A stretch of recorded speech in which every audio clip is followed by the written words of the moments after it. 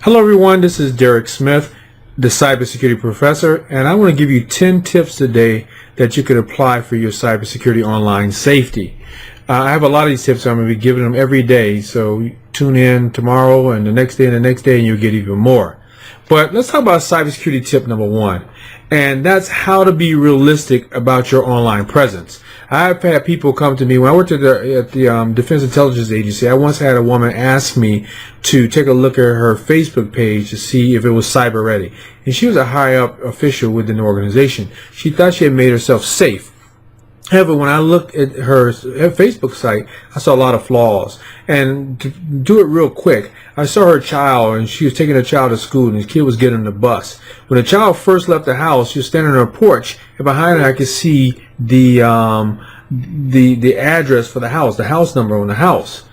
Okay, now I know what her daughter looks like, and I know what the house looks like. She goes a little further down the road, and I can see the kid standing at the bus stop. And guess what I saw behind her? The sign for the street. So I have the house number, I have the sign for the street name, and I know where she lives, what street she lives on.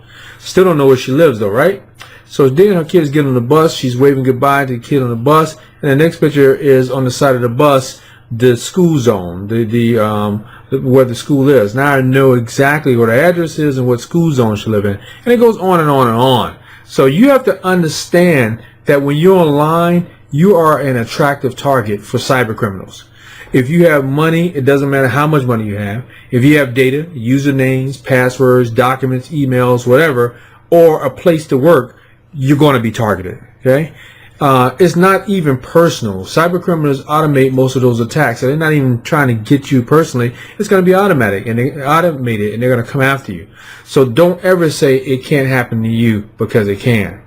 Cyber tip number 2 is know the basics of safe online shopping. So online shopping safety, never do it. It's Christmas season, it's the holidays, and that's why I want to share this one with you. But never do it from a device that isn't yours or on a network that you don't own. You know, I see people sitting in public and other places, if they're at work, they're shopping. Don't do it on a device that you don't own. Your data can be copied and harvested by cyber criminals.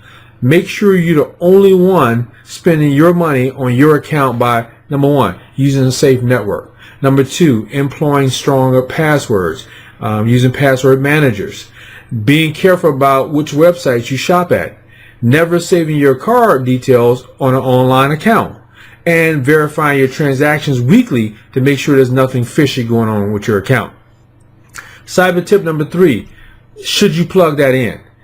Be careful about what you plug your computer into, right? Never use a USB whose source you don't know. It can be affected with malware that can even resist formatting.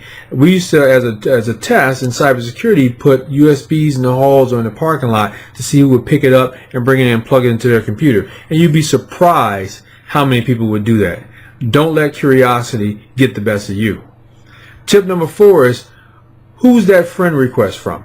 So cyber criminals often create fake profiles to befriend you.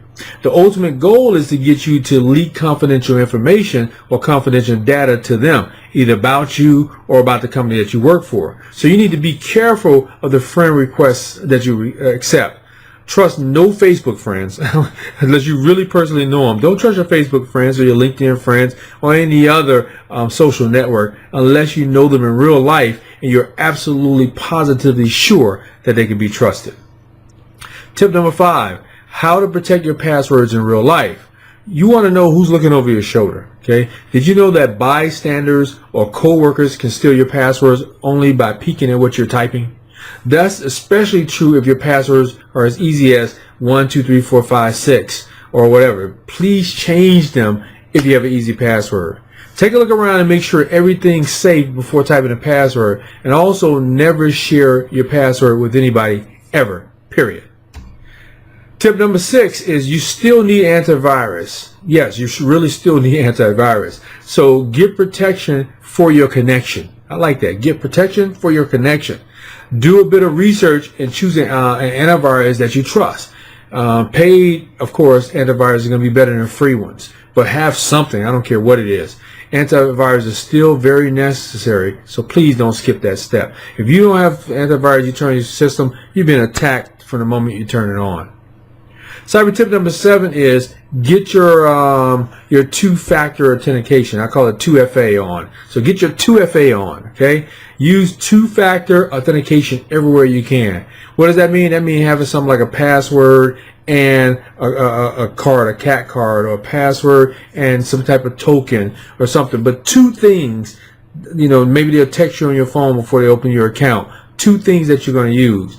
There's 3 factors or 3 things you can use for authentication. Something that you have, like a token or a cat card. Something that you are, like your fingerprints or something biological. And something that you know, like your passwords. Okay? Set it up to receive authentication codes via SMS, like I said, on your phone, or some type of authenticator application. The more layers you have, the more security you have. And cybersecurity tip number 8 is keep it in check. So check your bank account statements on a weekly basis, if the basis is not daily. Your online banking can help you do that, of course, easily. All you have to do is log in. Look for suspicious activity, and if you see any, alert your bank. Change all your passwords related to that account, and make sure to activate every security measure that you have available. Tip number 9 is lock it up. Never leave your laptop, your smartphone, your tablet, anything like that unlocked while you're away. Don't make it so easy for anybody to get into your system. Set up a password for your account as soon as you possibly can. It only takes you 2 or 3 minutes to do that. And the last one for the day, tip number 10, is protecting what matters. Prioritize your sensitive accounts. Here's a quick list. Your email account, your OML banking and PayPal, your Amazon and other e-commerce websites you use, any accounts where you have to put your card details in, any account that has sensitive information like your social security number, your address, your phone number, etc. Secure those with strong passwords and with that two-factor authentication I already talked about. Make it as difficult as possible for anybody other than yourself to access your important information. I need you today to be a cybersecurity ninja. All right, that's it for today. That's my first 10. Tune in tomorrow. I'll give you 10 more. This is the Cybersecurity Professional. The Cybersecurity Professor. And I am a professional. And I'll talk to you on the next video. Thanks. Bye-bye.